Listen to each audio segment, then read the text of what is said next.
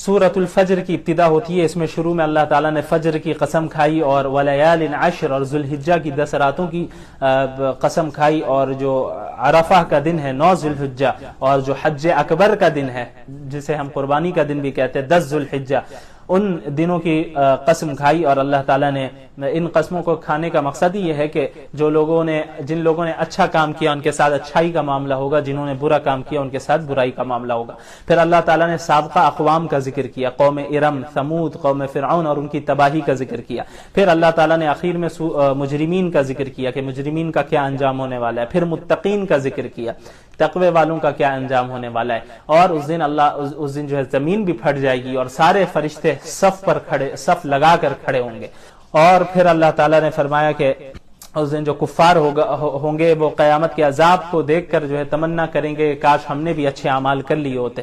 اور اس دن نفس مطمئنہ سے, جو مومن کا نفس ہوگا, اس سے کہا جائے گا ادخلی فی عبادی وادخلی جنتی, کہ تم جو ہو راضی ہو جاؤ اور اللہ کے نیک بندوں میں داخل ہو جاؤ اور اللہ کی جنت میں یعنی میری جنت میں داخل ہو جاؤ. تعالیٰ نے مکۃ المکرمہ کی قسم کھائی. مکۃ المکرمہ ایک بابرکت شہر ہے اور بہت ہی مکرم شہر ہے, اور اس کے شرف میں اللہ کے نبی کی وجہ سے اور زیادہ اضافہ ہو جاتا ہے کہ آپ صلی اللہ علیہ وسلم وہاں مقیم رہے, اس لیے اس کے شرف میں اور بھی اضافہ ہوتا ہے. اس کے بعد اللہ تعالیٰ نے انسان کا ذکر کیا کہ اللہ نے انسان کو مشقت میں پیدا کیا. ہر انسان کو اس دنیا میں مشقتوں کا سامنا کرنا پڑتا ہے, کیونکہ راحت کا اصل جو علاقہ ہے, راحت کا جو اصل مکان ہے, اور راحت کا جو اصل اس کی جو جگہ ہے وہ تو آخرت ہے. اس دنیا میں مشقتوں کا سامنا کرنا ہوگا. پھر انسانوں کو اللہ نے زبان دی اور اللہ نے 2 ہونٹ دی اور مختلف نعمتیں دی, اس کا ذکر ہے. اور اللہ نے بتایا کہ انہیں نیکی اور بدی دونوں راستوں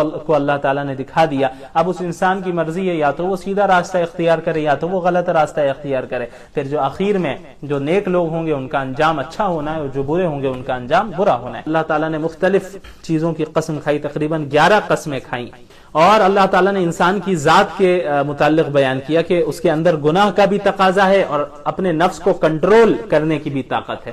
تو جس شخص نے اپنے نفس کو خواہشات کے تابع کر دیا تو وہ شخص ناکام ہونے والا ہے, اور جس نے اپنے نفس کو کنٹرول کیا, ڈیزائر سے بچایا, گناہوں سے بچایا, اس کی اصلاح کی, تو وہ شخص کامیاب ہوگا. پھر اس کے بعد اللہ تعالیٰ نے آخر میں قوم سمود کا ذکر کیا کہ کس طرح ان لوگوں نے اللہ کی اونٹنی کو قتل کیا اور ان کا جو برا انجام ہوا اس کا ذکر ہے. واللیل اذا یغشا, اس میں بھی اللہ تعالیٰ نے شروع میں قسمیں کھائی ہیں اور نیکی اور برائی کے نتیجے کو بیان کیا کہ جس شخص نے اللہ کے راستے میں مال دیا, تقوی اختیار کیا, اچھی باتوں کی اس نے تصدیق کی, اسے مانا, تو اللہ تعالیٰ جو ہے اسے کامیابی عطا کریں گے. اور جس شخص نے بخل سے کام لیا اور اچھی باتوں کو جھٹلا دیا تو اللہ تعالیٰ اسے ناکام کر دیں گے. پھر سورت کے آخر میں فرمایا کہ جو شخص اللہ سے بہت زیادہ ڈرتا ہے, اپنا مال اللہ کے راستے میں خرچ کرتا ہے اور اللہ کی رضا حاصل کرنے کے لیے کرتا ہے, تو ایسا شخص جہنم سے دور رہے گا. خصوصاً یہ آیت حضرت ابو بکر رضی اللہ عنہ کے متعلق نازل ہوئی تھی, اور ان صفات کو جو اختیار کرے گا وہ بھی اس میں داخل ہے. امن خلق السماوات والارض وانزل لكم من السماء ماء فانبتنا به حدائق ذات بهجة. مشرکین مکہ جو تھے وہ اللہ رب العالمین پر ایمان تو یعنی یقین تو رکھتے تھے کہ اس کائنات کو بنانے والا کوئی ایک ہے, خدا, لیکن ان کا عقیدہ یہ تھا کہ اللہ تعالیٰ نے اس کائنات کو بنا کر العیاذ باللہ اس کائنات کے مختلف سسٹمز کو مختلف چھوٹے چھوٹے خداؤں کے حوالے کر دیا ہے. لہٰذا اس لیے وہ ان چھوٹے خداؤں کی بھی عبادت کرتے تھے تاکہ اللہ کے قریب انہیں وہ لے جائیں اور سفارشی بنے.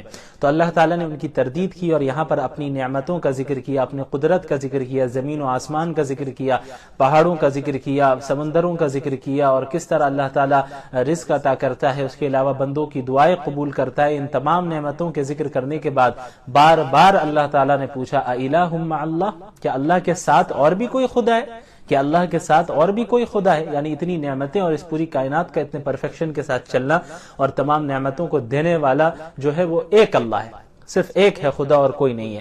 اس کے بعد اس پارے کی ابتدا میں آیت نمبر 82 میں ایک علامت قیامت کا بھی ذکر ہے. وَإِذَا وَقَعَ الْقَوْلُ عَلَيْهِمْ أَخْرَجْنَا لَهُمْ دَابَّةً مِّنَ الْأَرْضِ تُكَلِّمُهُمْ أَنَّ النَّاسَ كَانُوا بِآيَاتِنَا لَا يُوقِنُونَ, کہ جہاں قیامت کی بڑی نشانیاں ہیں, 10 میجر سائنس جو ہیں, علامات کبرا, انہی میں سے ایک علامت کبیرہ یہ ہے کہ ایک دابۃ الارض کا خروج ہوگا. اللہ تعالیٰ ایک عجیب الخلقت جانور کو زمین سے پیدا فرمائے گا اور وہ جانور انسانوں سے بات کرے گا. تو یہ قیامت کی ایک بہت بڑی نشانی ہے جو کہ بہت بعد میں ہونا ہے، علامات کبریٰ میں سے اس کا شمار ہوتا ہے، یہ اخیر بالکل زمانے میں ایسا ہونا ہے. تو اس کا ذکر کیا اللہ نے. پھر اس کے بعد سورۃ القصص کی ابتدا ہوتی ہے. اس میں اسلام پر جو اعتراضات کیے گئے، اللہ کے رسول پر جو اعتراضات کیے گئے، ان کا جواب بھی دیا گیا ہے. اور اس کے علاوہ اس میں کئی واقعات بھی ہیں، خصوصاً حضرت موسیٰ علیہ السلام کے کا واقعہ تفصیل کے ساتھ یہاں سے ذکر کیا گیا ہے. اللہ تعالیٰ نے فرمایا نتلو علیک من نبأ موسیٰ وفرعون بالحق لقوم یؤمنون. تو سورت کی ابتدا ہی ہو رہی ہے حضرت موسیٰ علیہ السلام کے واقعے کے ساتھ. موسیٰ علیہ السلام اور فرعون کے واقعے کو اللہ نے مومنین کے لیے اس کو بیان کیا ہے. اس کے بعد اللہ تعالیٰ نے ذکر کیا آیت نمبر 7 میں کہ فرعون جو تھا اس کو ایک نجومی نے یہ بتایا کہ تمہاری حکومت بنی اسرائیل کا ایک لڑکا ختم کر دے گا، یعنی ایک آدمی ہوگا بنی اسرائیل کا جو کہ پیدا ہونے والا ہے، وہ تمہاری حکومت کو ختم کر دے گا. تو فرعون نے کیا فیصلہ لیا کہ بھئی بنی اسرائیل کے جتنے بچے پیدا ہو رہے ہیں، لڑکے جتنے پیدا ہو رہے ہیں، سب کو ذبح کر دیا جائے. تو چھوٹے چھوٹے بچوں کو جو ہے بنی اسرائیل کے چھوٹے چھوٹے بچوں کو فرعون نے ذبح کروایا. لیکن ظاہر ہے اللہ تعالیٰ کو یہ پورا کرنا تھا کہ حضرت موسیٰ کے ذریعے اس کی حکومت ختم ہو، یہ ہلاک ہو.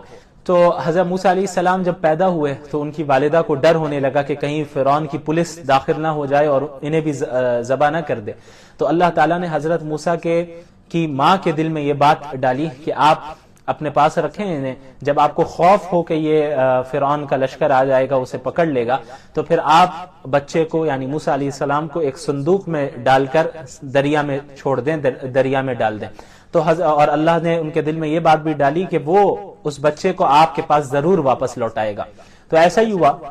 حضرت موسیٰ علیہ السلام کی والدہ نے انہیں صندوق میں رکھ کر دریا میں ڈال دیا، اور ان کی بہن جو تھی حضرت موسیٰ علیہ السلام کی، وہ بھی جو ہے فالو کرتی رہی، یہاں تک کہ صندوق پہنچا فرعون کے محل کے پاس. تو فرعون کے لوگوں نے وہاں سے حضرت موسیٰ کو اٹھا لیا، بچے کو فرعون کے پاس پیش کیا گیا. تو ہر بچے کو تو ذبح کروا رہا تھا وہ بنی اسرائیل کا جو لڑکا تھا، جو لڑکے تھے انہیں.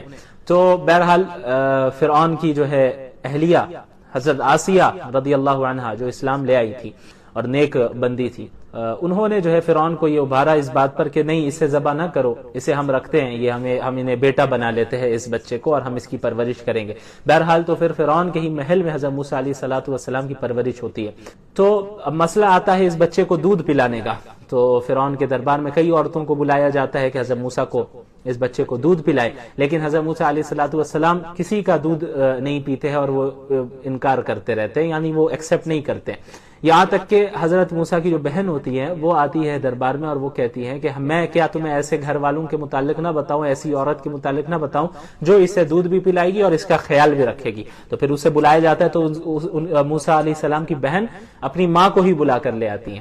تو پھر جیسے ہی حضرت موسیٰ کی ماں آتی ہیں تو حضرت موسیٰ علیہ السلام ان کے دودھ کو قبول کر لیتے ہیں.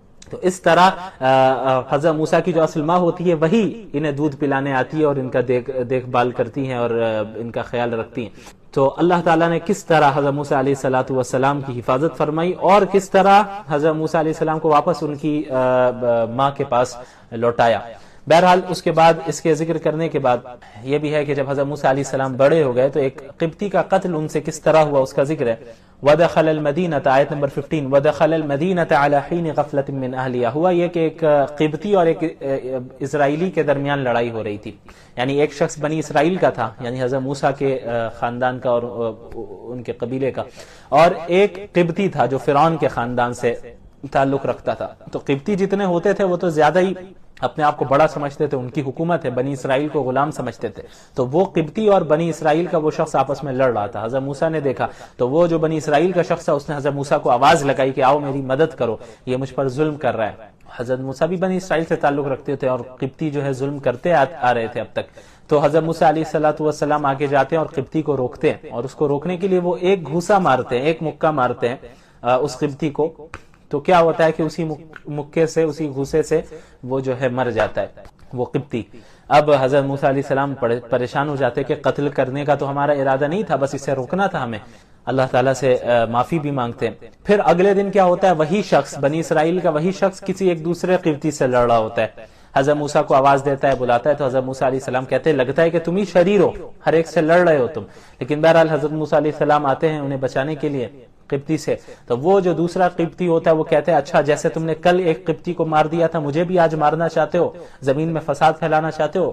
تو پھر بہرحال حضرت موسیٰ وہاں سے چلے جاتے ہیں. اور پھر ایک شخص آتا ہے دور علاقے سے شہر کے اور کہتا ہے کہ حضرت موسیٰ علیہ السلام کو کہ اے موسیٰ یہ جو لوگ ہیں فرعون کے یہ تمہیں قتل کرنے کا ارادہ کر رہے ہیں، میں تمہارے لیے نصیحت کر رہا ہوں کہ تم یہاں سے نکل جاؤ، شہر سے مصر سے نکل جاؤ، کیونکہ یہ قتل کرنے کا ارادہ کر رہے ہیں وہ اس لیے کہ تم نے قبطی کو مار دیا ہے، قتل کیا، اس لیے تمہیں نکل جانا چاہیے.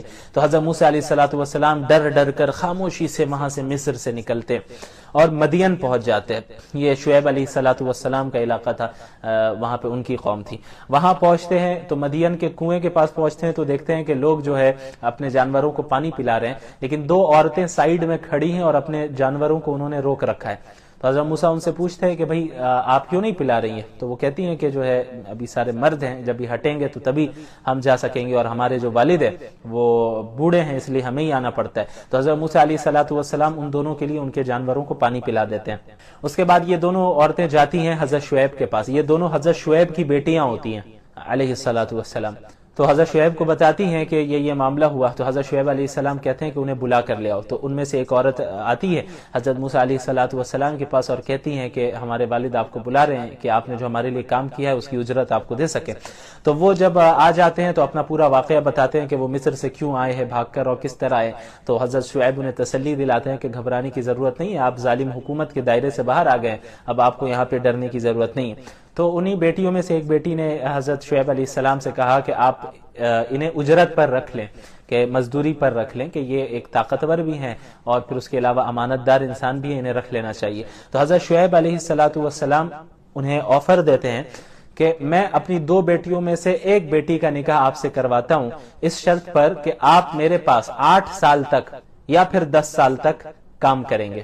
8 سال تک تو ہر حال میں رکھنا ہے، کام کرنا ہی ہے، اور 10 سال تک آپ کرنا چاہیں تو یہ آپ کی طرف سے ایکسٹرا ہوگا، اضافہ ہوگا. تو حضرت موسیٰ علیہ السلام اس کو ایکسپٹ کر لیتے ہیں. اچھا اس آیت سے ہمیں یہ بھی معلوم ہوا کہ ہمارے معاشرے میں کیا ہوتا ہے کہ عموماً لڑکے والے لڑکی والوں کے یہاں رشتہ بھیجتے ہیں، اور اگر لڑکی والے لڑکے والوں کے یہاں رشتہ بھیجیں تو اسے عیب سمجھا جاتا ہے، برا سمجھا جاتا ہے کہ بھئی لڑکی والے جو ہے رشتہ کیسے بھیجے، بلکہ لڑکی والے انتظار میں رہتے ہیں کہ گھر میں آئے رشتہ. تو اس آیت سے پتہ چلتا ہے کہ یہ صرف ہمارے معاشرے کا مسئلہ ہے. یعنی اگر لڑکی والے رشتہ بھیجے اپنی جانب سے، لڑکی والے جو ہے لڑکے والے کے ہاں رشتہ بھیجے، تو یہ کوئی عیب کی بات نہیں ہے شریعت کے اعتبار سے. اب آپ دیکھیں یہاں حضرت شعیب علیہ السلام نے اپنی بیٹی کا رشتہ خود پیش کیا حضرت موسیٰ علیہ السلام کے پاس. حضرت موسیٰ علیہ السلام نے تو نہیں مانگا تھا رشتہ، حضرت شعیب علیہ السلام نے خود رشتہ پیش کیا. اس سے ہمیں معلوم ہوا کہ لڑکے والے بھی لڑکی والے کے ہاں رشتہ بھیج سکتے ہیں اور لڑکی والے بھی لڑکے والے کے ہاں رشتہ بھیج سکتے ہیں، اس میں کوئی عیب کی بات نہیں ہے. اس کے بعد حضرت موسیٰ علیہ السلام نے جب اس مدت کو پورا کیا اور پھر اس کے بعد مدین سے واپس لوٹ رہے تھے تو راستہ بھول گئے اور راستے میں انہیں آگ کی ضرورت پڑی. تو اپنی اہلیہ سے کہا کہ آپ یہاں پہ رکے، مجھے دور سے آگ نظر آ رہی ہے، میں آگ لے کر آتا ہوں. وہ جب پہنچتے ہیں وہاں پر تو پتہ چلتا ہے کہ آگ تو نہیں ہے، یہ تجلی الہی ہے. وہاں پھر حضرت موسیٰ علیہ السلام کو نبوت ملتی اور معجزات عطا کیے جاتے ہیں. اس کے بعد آیت نمبر 44 میں اللہ کے نبی صلی اللہ علیہ وسلم کی نبوت کی دلیل کے طور پر یہ بتایا گیا وما كنت بجانب الغربی اذ قضینا الى موسى الامر وما كنت من الشاہدین. موسیٰ علیہ السلام کو جب ہم نبوت دے رہے تھے، تورات دے رہے تھے، تو آپ کوہ طور میں وہاں موجود نہیں تھے، لیکن اس کے باوجود اتنی تفصیل کے ساتھ اور ٹھیک حضرت موسیٰ علیہ السلام کا واقعہ تفصیل کے ساتھ بتانا، آپ صلی اللہ علیہ وسلم بتا رہے ہیں، یہ اس بات کی دلیل ہے کہ آپ نے اپنی طرف سے نہیں کہا بلکہ اللہ کا کلام ہی ان پر نازل ہو رہا ہے. نہ ہی آپ کوہ طور پر تھے، نہ ہی حضرت موسیٰ کو نبوت ملنے کے وقت وہ وہاں موجود تھے، نہ ہی آپ صلی اللہ علیہ وسلم نے کسی کتاب کو پڑھا، نہ ہی آپ صلی اللہ علیہ وسلم نے کسی انسان سے تعلیم حاصل کی. اس کے باوجود سارے واقعے کو اتنی تفصیل کے ساتھ بتانا یہ اس بات کی دلیل ہے کہ حضرت موسیٰ اللہ کے نبی محمد صلی اللہ علیہ وسلم سچے نبی ہیں. اس کے بعد آیت نمبر 54 میں اولئک یؤتون اجرهم مرتين، ان اہل کتاب کا ذکر ہے کہ جو اپنے مذہب پر بھی عمل کرتے رہے اور جب اسلام کی دعوت ان کے پاس پہنچی تو انہوں نے اسلام کو بھی قبول کر لیا. تو اللہ نے فرمایا ان کے لیے دوہرا اجر ہے. یعنی ایک تو اپنے مذہب پر عمل کرتے رہے آسمانی کتاب پر حضرت عیسیٰ کے اوپر یا حضرت موسیٰ علیہ السلام کی شریعت کے مطابق، اور جب محمد صلی اللہ علیہ وسلم کی بعثت ہو گئی اور ان کی خبر پہنچی تو انہوں نے اسلام بھی قبول کر لیا، لہٰذا ان کے لیے دوہرا اجر ہے. اس کے بعد آیت نمبر 56 میں اللہ نے فرمایا انک لا تہدی من احببت ولکن اللہ یہدی من یشاء وہو اعلم بالمہتدین۔ نبی کریم صلی اللہ علیہ وسلم کے جو چچا تھے ابو طالب، ان کے جب انتقال کا وقت آیا تو اللہ کے نبی صلی اللہ علیہ وسلم انہیں کلمے کی تلقین کر رہے تھے کہ چچا آپ ایک بار میرے کان میں کم سے کم لا الہ الا اللہ کہہ دیں، میں آپ کی سفارش کروں گا قیامت کے دن۔ لیکن افسوس کہ ان کے مقدر میں ہدایت نہیں تھی تو انہوں نے کلمہ نہیں پڑھا اور ایسے ہی ان کا انتقال ہو گیا۔ تو آپ صلی اللہ علیہ وسلم بہت غمگین تھے، تو یہ آیت نازل ہوئی کہ اے اللہ کے رسول صلی اللہ علیہ وسلم، آپ جن سے محبت کریں آپ انہیں ہدایت دے دیں، ایسا نہیں ہو سکتا۔ ولیکن اللہ یہدی من یشاء، بلکہ اللہ جسے چاہتا ہے اسے ہدایت دیتا ہے۔ واللہ وہو اعلم بالمہتدین، اور ہدایت یافتہ لوگوں سے اللہ اچھی طرح واقف ہے۔ اس کے بعد آیت نمبر 76 میں قارون کا ذکر ہے۔ قارون بنی اسرائیل کا ہی ایک شخص تھا اور بہت مالدار تھا، بہت زیادہ مالدار تھا، اور فرعون کا قریبی تھا۔ یہ فرعون نے بنی اسرائیل پر قارون کو جو ہے نگراں بنا کر رکھا تھا، اور اس کے پاس اتنے مال و دولت تھی کہ اس کے خزانے کی جو چابیاں ہوا کرتی تھی وہ اونٹ اٹھایا کرتے تھے، یعنی خزانہ دور کی بات، خزانے کی جو چابیاں ہوا کرتی تھی وہ کئی اونٹوں پر جو ہے یہ اونٹ جو ہے اس کی چابیوں کو اٹھایا کرتے تھے۔ اور یہ بڑا متکبر شخص تھا اور فخر سے تکبر کے ساتھ زمین میں چلا کرتا تھا اور کہتا تھا کہ بھئی میرے پاس جو اتنا مال ہے، اتنی دولت ہے، یہ مجھے میرے علم کے ذریعے حاصل ہوا ہے، میرے فن کے ذریعے، میں نے اپنی مہارت سے حاصل کیا ہے، اور متکبر تھا۔ تو اللہ تعالیٰ نے ایک دن ایسا آیا کہ اللہ تعالیٰ نے قارون کو اس کے مال کے ساتھ ساتھ ختم کر دیا، زمین میں دھسا دیا، یعنی اس کا پورا گھر، اس کا مال، اور وہ خود زمین میں دھس گیا، اللہ نے اسے ہلاک کر دیا۔ اس کی قوم نے اسے سمجھایا کہ بھئی ایسے تکبر نہ کرو، اللہ متکبرین کو پسند نہیں کرتا ہے، تو اللہ کی اطاعت کرو، لیکن وہ نہیں مانتا تھا، ظاہر انکار کرتا رہا۔ تو ایک وقت آیا کہ وہ اور اس کا گھر اور اس کا مال سب جو ہے دفن ہو گیا، ختم ہو گیا، دھس گیا، ساری چیزیں دھس گئیں۔ اس کے بعد آیت نمبر 85 میں اللہ نے فرمایا ان الذی فرض علیک القرآن لرادک الی معاد۔ رسول اللہ صلی اللہ علیہ وسلم جب مکہ المکرمہ سے مدینہ المنورہ کی طرف ہجرت فرما رہے تھے تو راستے میں جب مکہ المکرمہ کے راستے کی طرف نظر پڑتی ہے تو آپ صلی اللہ علیہ وسلم غمزدہ ہو جاتے ہیں اور مکہ کی یاد آنے لگتی ہے کہ اپنے وطن کی یاد آتی ہے۔ تو اللہ تعالیٰ نے اس آیت کا نزول فرمایا اور فرمایا کہ جس ذات نے آپ کے اوپر قرآن کو نازل کیا ہے وہ ذات آپ کو مکہ المکرمہ واپس پہنچائے گی۔ اور پھر یہی ہوا، فتح مکہ میں اللہ تعالیٰ نے اللہ کے رسول صلی اللہ علیہ وسلم کو واپس مکہ المکرمہ پہنچایا۔ اس کے بعد سورۃ العنکبوت کی ابتدا ہوتی ہے۔ عنکبوت مکڑی کو کہتے ہیں، اس میں مشرکین کو، اس سورت میں مشرکین کو مکڑی کے ساتھ تشبیہ دی گئی ہے۔ اب وہ کیسے دی گئی ہے وہ آگے بتاتا ہوں میں جہاں وہ آیت آئے گی اخیر میں۔ تو یہ سورت بھی مکی ہے، تو مکی سورتوں کی طرح اس میں بھی توحید، رسالت اور قیامت کے دلائل بیان کیے گئے ہیں، اور سابقہ قوموں کا ذکر ہے تاکہ اہل ایمان کو تسلی بھی ملے کہ آپ پر جس طرح آزمائش آ رہی ہے اس طرح پچھلی قوموں پر بھی آزمائش آئی تھی، اور والدین کی اطاعت و فرما برداری کا حکم ہے اور اس کے لیے جو معتدل اصول ہے اس کو بیان کیا، اور اس کی بھی تلقین کی گئی ہے کہ اگر مومنین کو ایسی جگہ کی کوئی ایسی جگہ ہو جہاں پہ عبادت کرنا ممکن نہ ہو اور دین پر چلنا ممکن نہ ہو تو وہ ہجرت کرے۔ سب سے پہلے اللہ نے فرمایا آیت نمبر 2 میں احسب الناس ان يتركوا ان يقولوا آمنا وهم لا يفتنون، کیا لوگوں نے یہ سوچ لیا ہے کہ وہ بس یہ کہہ دیں گے کہ ہم ایمان لے آئے ہیں، ہم ایمان لا چکے ہیں، تو انہیں ایسے ہی چھوڑ دیا جائے گا اور انہیں آزمایا نہیں جائے گا؟ کیا لوگوں نے یہ سوچ لیا ہے کہ بس یہ کہہ دینا کافی ہے کہ ہم مسلمان ہو گئے اور ہم مومن ہو گئے اور انہیں اللہ آزمائے گا نہیں؟ یہ ہوا یہ کہ جب مسلمان مکہ میں تھے اور کفار کی جانب سے بہت زیادہ ظلم و زیادتی ہو رہی تھی تو بعض مسلمان اللہ کے رسول صلی اللہ علیہ وسلم کے پاس آتے ہیں اور کہتے ہیں کہ آپ اللہ تعالیٰ سے دعا فرمائے کہ اللہ ہماری مدد فرمائے، تو یہ آیتیں نازل ہوتی ہیں۔ اللہ نے فرمایا کہ اس میں کہ یہ بتانا مقصد ہے کہ مومنین، اللہ نے آپ لوگوں کے ساتھ جو جنت کا وعدہ کیا ہے تو وہ جنت اتنی سستی نہیں ہے کہ بغیر تکلیفوں کے حاصل ہو جائے، اور آپ جب ایمان لے آئے ہیں، اسلام لے آئے ہیں، تو اب آپ کو آزمائش کے مرحلے سے گزرنا ہوگا۔ ہاں یہ ضرور ہے کہ وہ آزمائش وقتی ہوتی ہے، عارضی طور پر ہوتی ہے، وہ چند دنوں کے لیے رہتی ہے، اگر آپ ڈٹے رہیں تو پھر آسانیاں ہی آسانیاں۔ اس کے بعد آیت نمبر 8 میں والدین کے ساتھ حسن سلوک کا ذکر ہے، وَوَصَّيْنَا الْإِنسَانَ بِوَالِدَيْهِ حُسْنًا۔ جب اسلام پھیلنے لگا تو ایسا بھی ہوتا کہ کئی لوگ ایمان لے آتے لیکن ان کے والدین ایمان نہیں لاتے، یعنی اولاد ایمان لے آ رہی ہے، والدین نہیں لا رہے، تو ان اولاد کو حکم ہو رہا ہے کہ دیکھو اگرچہ تمہارے والدین کافر ہیں، مشرک ہیں، اس کے باوجود والدین کے ساتھ حسن سلوک کرنا ہے اور اچھے سے پیش آنا ہے۔ ہاں اگر والدین کوئی گناہ کا حکم دے، اگر والدین کوئی شرک کرنے کا حکم دے یا کوئی ایسا حکم دے جو شریعت سے ٹکراتا ہو تو پھر ایسے حکم کو فالو نہیں کرنا ہے، اس کی اطاعت نہیں کرنی ہے۔ لیکن اوور آل ان کے ساتھ اچھے انداز میں پیش آنا ہے۔ اس کے بعد آیت نمبر 12 میں اللہ تعالیٰ نے ذکر کیا وقال الذین کفروا للذین آمنوا اتبعوا سبیلنا ولنحمل خطایاکم۔ بعض کفار ایسے تھے کہ وہ مسلمانوں کے پاس جاتے صحابہ کے پاس اور کہتے کہ ایسا ہے کہ تم لوگ ایمان سے پھر جاؤ، اسلام چھوڑ دو، اور اگر قیامت کے دن پکڑ ہوتی ہے، مواخذہ ہوتا ہے، تو تمہارا بوجھ ہم اٹھا لیں گے۔ تو اللہ تعالیٰ نے فرمایا کہ جو لوگ یہ ایسا کہہ رہے ہیں یہ جھوٹ بول رہے ہیں، یہ کوئی کسی کا بوجھ قیامت کے دن نہیں اٹھانے والا۔ جو جیسا کرے گا وہ اپنے اعمال کی سزا خود چکھے گا اور اسے سزا مل کر رہے گی، کوئی کسی دوسرے کا بوجھ، کسی دوسرے کے عمل کا بوجھ نہیں اٹھائے گا۔ اس کے بعد آیت نمبر 14 میں سے حضرت نوح علیہ السلام کا ذکر ہے، انبیاء کے واقعات کا ذکر ہے۔ حضرت نوح ہے، حضرت ابراہیم، حضرت اسحاق، حضرت لوط اور حضرت شعیب علیہ السلام کے واقعات کا ذکر ہے، تاکہ مومنین کو تسلی دی جا سکے کہ دیکھیں ان لوگوں کو بھی جھٹلایا گیا، ان انبیاء کو بھی جھٹلایا گیا، ان کی قوموں کو بھی جھٹلایا گیا، تو آپ کو پریشان نہیں ہونا ہے۔ آپ کے خلاف بھی سازشیں ہو رہی ہیں جیسے پچھلے لوگوں پر ہوئی تھی، پچھلے مومنین پر ہوئی تھی، تو آپ کو ڈٹے رہنا ہے، جمے رہنا ہے۔ اس کے بعد آیت نمبر اللہ تعالیٰ نے آیت نمبر 37 میں ذکر کیا کہ پچھلی امتوں کا انجام کیا ہوا، جنہوں نے اللہ کے انبیاء کو جھٹلایا، فَكَذَّبُوهُ فَأَخَذَتْهُمُ الرَّجْفَةُ فَأَصْبَحُوا فِي دَارِهِمْ جَاثِمِينَ، کہ ان لوگوں نے جھٹلایا اپنے انبیاء کو تو اللہ تعالیٰ نے انہیں ہلاک کر دیا، الگ الگ طریقے سے ہلاک کیا۔ کسی قوم سمود ہے، قوم عاد ہے، قارون ہے، قوم نوح، قوم لوط، قوم شعیب اور قوم فرعون، ان کو اللہ نے ہلاک کیا۔ کسی کو زمین میں دھسا کر ہلاک کیا، کسی کو سمندر میں غرق کرا کر جو ہے ہلاک کیا، کسی کو چیخ کے ذریعے ہلاک کیا، کسی کو ہوا کے ذریعے ہلاک کیا۔ تو اللہ تعالیٰ کی یہ سنت ہے، یہ طریقہ ہے کہ اس طرح جھٹلانے والوں کو اللہ تعالیٰ ختم کر دیتا ہے۔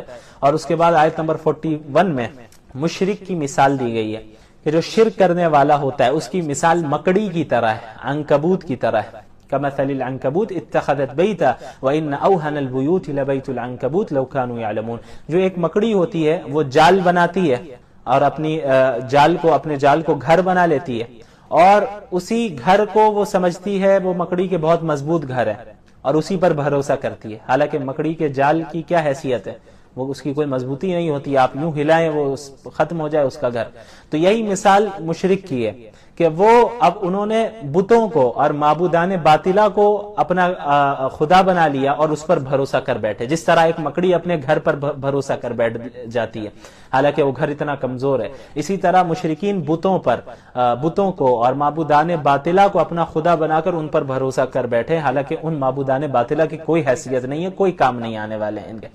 جمع القرآن کے سلسلے میں بات چل رہی تھی کہ قرآن کریم کس طرح مصحف کی شکل میں جمع کیا گیا اور اس کے کتنے مراحل ہیں، قرآن کریم کو جمع کرنے کی تاریخ کیا ہے۔ تو سب سے بیسک 3 مرحلوں کا ذکر پچھلے لیکچرز میں کر دیا گیا اور بڑی تفصیل سے بات کی گئی، تو اس کو بریفلی میں دہرا دیتا ہوں۔ سب سے پہلا مرحلہ حضور صلی اللہ علیہ وسلم کا زمانہ ہے کہ جب آپ صلی اللہ علیہ وسلم پر قرآنی آیتیں نازل ہوا کرتی تھی تو آپ صلی اللہ علیہ وسلم کو وہ آیتیں خود بھی یاد ہو جاتی تھیں اور ساتھ ہی ساتھ صحابہ کرام کو بھی ان آیتوں کو یاد کرانے کا اہتمام فرمایا کرتے تھے۔ اس کے علاوہ آپ صلی اللہ علیہ وسلم کاتبین وحی کو بلوا کر قرآنی آیتیں ان کو پڑھ کر سناتے، اور وہ حضرات کاتبین وحی قرآنی آیتوں کو مختلف اشیاء پر لکھ لیا کرتے تھے، مثلا چمڑے پر، ہڈی پر، کاغذ، کبھی کبھی کاغذ استعمال کیا گیا، پتھر پر، درخت کی شاخ پر، پتوں پر۔ اس طریقے سے قرآنی آیتیں مختلف چیزوں پر لکھی جا چکی تھی عہد رسالت میں ہی۔ اور آپ صلی اللہ علیہ وسلم جب آیتیں لکھواتے تو کاتبین وحی کو ساتھ ہی ساتھ یہ بھی فرما دیتے کہ اس آیت کو کس سورت کے کس آیت کے بعد شامل کرنا ہے۔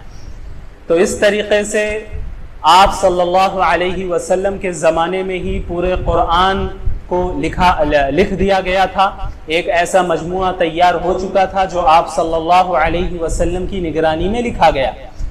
اس کے علاوہ صحابہ کرام نے ذاتی طور پر اپنی یادداشت کے لیے، اپنے حافظے کے لیے، بعض صحابہ کرام نے پورے قرآن کو اور بعض نے چند سورتوں کو اپنی یادداشت کے لیے لکھ رکھا تھا۔ یہ پہلا مرحلہ ہے قرآن کی تدوین کا۔ اب دوسرا مرحلہ آتا ہے حضرت ابو بکر صدیق رضی اللہ تعالی عنہ کا زمانہ۔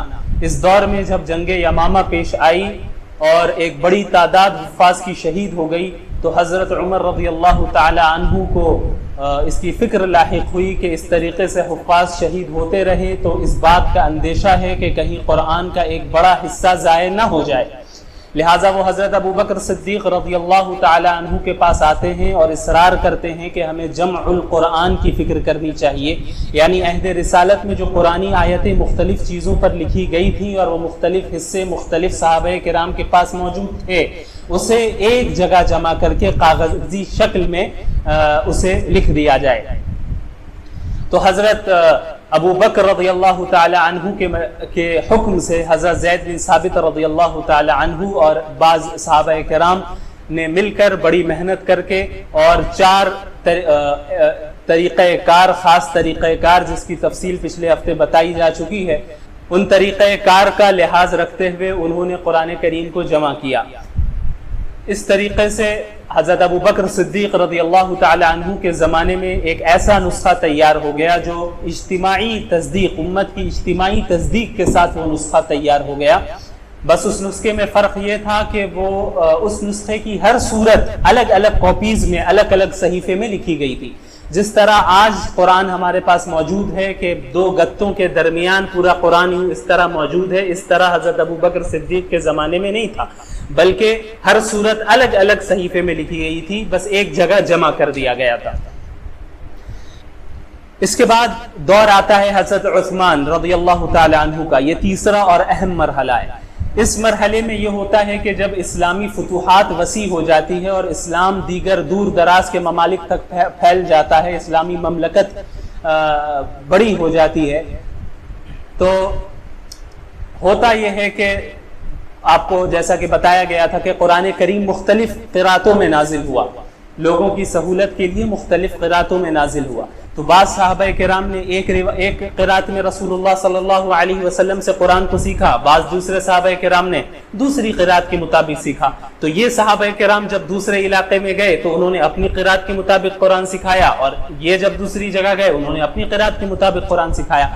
تو جب تک یہ بات معلوم اور مشہور تھی کہ قرآن کریم مختلف قراتوں میں نازل ہوا ہے تب تک تو کوئی اختلاف کا مسئلہ ہی نہیں تھا، لیکن چونکہ دور دراز ممالک میں اسلام پھیل چکا تھا اور ایک بڑی تعداد اعجمیوں کی بھی اسلام میں داخل ہو گئی تھی، تو اب جن کے پاس جو روایت جو قرات پہنچی انہوں نے سمجھا کہ یہی قرات صحیح ہے، یہی افضل ہے، باقی کی قرات صحیح نہیں ہے، تو آپس میں انتشار ہونے لگا، جس کا اندیشہ حضرت حذیفہ بن یمان رضی اللہ تعالی عنہ کو ہوا کہ جب وہ آذربائیجان کے علاقے میں تھے اور آرمینیا کے علاقے میں تھے، وہاں پر انہوں نے بڑا اختلاف دیکھا بعض لوگوں کے درمیان کہ ایک دوسرے کی قرات کو غلط ثابت کر رہے ہیں۔ تو حضرت عثمان رضی اللہ تعالی عنہ کے پاس تشریف لاتے ہیں اور فرماتے ہیں کہ آپ مسئلے کا حل تلاش کریں، ورنہ یہ امت تو یہود و نصارہ کی طرح کتاب اللہ میں اختلاف کر بیٹھیں گے۔ تو حضرت عثمان رضی اللہ تعالی عنہ نے تمام صحابہ کرام کو جوڑا اور ان سے مشورہ کیا، اور بات یہ طے پائی کہ پورے قرآن کریم کو 2 گتوں کے درمیان ایک نسخے میں صحیفے میں جمع کیا جائے اور قرآنی آیتوں کے لیے اس رسم الخط کو استعمال کیا جائے جس میں تمام صحیح ثابت شدہ قرات اس میں شامل ہو جائیں۔ جیسے ایگزامپل میں نے بتایا تھا کہ سورۃ الفاتحہ میں آیت ہے مالک یوم الدین، تو اس کی 2 قراتیں ہیں، ایک ہے ملک یوم الدین، ایک ہے مالک یوم الدین، دونوں قراتیں رسول اللہ صلی اللہ علیہ وسلم سے ثابت ہیں۔ اور اس کے علاوہ پورے قرآن میں قراتوں میں تھوڑا فرق ہے، کہیں میننگ میں کہیں فرق نہیں آتا ہے، ورڈز میں بھی کہیں فرق نہیں آتا ہے، قرات کے انداز میں کس طرح اس کی ادائیگی ہو، یہ یاد رکھیے گا۔ تو مالک یوم الدین اگر ہم لکھیں میم الف لام کاف تو یہ ہوا مالک۔ اب اس طریقے سے اگر ہم لکھتے ہیں تو ملک نہیں لکھا جا سکتا کیونکہ الف آلریڈی میم کے بعد شامل ہے، ملک نہیں لکھا جا سکتا۔ لیکن اگر ہم لکھیں میم لام کاف تو اب ہم اس کو مالک بھی بنا سکتے ہیں، ملک بھی بنا سکتے ہیں۔ میم کے اوپر کھڑا زبر دے دیا تو وہ مالک ہو گیا، میم کے اوپر صرف زبر دے دیا تو وہ ملک ہو گیا۔ تو ایسے رسم الخط کا انتخاب کیا جائے جس میں تمام صحیح ثابت شدہ قراتیں شامل ہو جائیں، جن میں پھر اختلاف کی گنجائش نہ رہے۔ حضرت ابو بکر رضی اللہ تعالی عنہ کے زمانے میں بھی جو رسم الخط استعمال کیا گیا۔ اس رسم الخط میں بھی قراتیں شامل تھی، لیکن فرق یہ تھا کہ وہ صرف ایک نسخہ تیار کیا گیا تھا جو صرف مدینہ المنورہ میں موجود تھا۔ باقی جو اسلام دور دراز تک کے ممالک تک پہنچا، وہاں پر تو جو صحابہ کرام پہنچے وہ اپنا اپنا صحیفہ لے کے، اپنا قرآن جو انہوں نے ذاتی طور پہ لکھا تھا اپنے حافظے کے لیے وہ لے کر پہنچے، تو ان کی لکھاوٹ الگ تھی۔ اس لیے حضرت عثمان رضی اللہ تعالی عنہ نے 5 الگ نسخے تیار کروائے۔ بعض روایتوں سے معلوم ہوتا ہے کہ 7 الگ نسخے تیار کروائے اور مختلف بڑے بڑے شہروں میں، اسلامی مملکت کے مختلف شہروں میں اسے بھیج دیا تاکہ اختلاف اور انتشار ختم ہو جائے۔ تو آج جو صحیفہ ہمارے پاس موجود ہے وہ اسی رسم عثمانی پر موجود ہے جو حضرت عثمان رضی اللہ تعالی عنہ کے حکم سے تیار کیا گیا تھا وہ نسخہ۔ حضرت عثمان نے پورے قرآن کو صحابہ کرام کے مشورے سے اجتماعی تصدیق کے ساتھ پورے قرآن کو 2 گتوں کے درمیان کتابی شکل میں جمع کر دیا اور سورتوں کی بھی ترتیب دے دی گئی۔ اور جو سورتوں کی ترتیب اور جس طرح قرآن میں نے بتایا تھا کہ آج وہ نسخہ ملا بھی ہے، ترکی کے استنبول میں موجود ہے، تو جب اس پر ریسرچ کیا گیا تو معلوم ہوا کہ ایگزیکٹ وہی نسخہ جو چیزیں اس میں لکھی ہوئی ہیں وہ آج تک اسی طرح قرآن محفوظ ہے، قرآن میں کوئی تبدیلی نہیں آئی۔ وہ مؤرخین بتا رہے ہیں جو خود غیر مسلم وہ اس کی تصدیق کر رہے ہیں۔ ہاں یہ جو عثمان کا صحیفہ ملا ہے رضی اللہ تعالی عنہ، یہ آج جو 1400 سال کے بعد امت کے پاس، مسلمانوں کے پاس قرآن ہے، بالکل وہی، اس میں کوئی فرق نہیں۔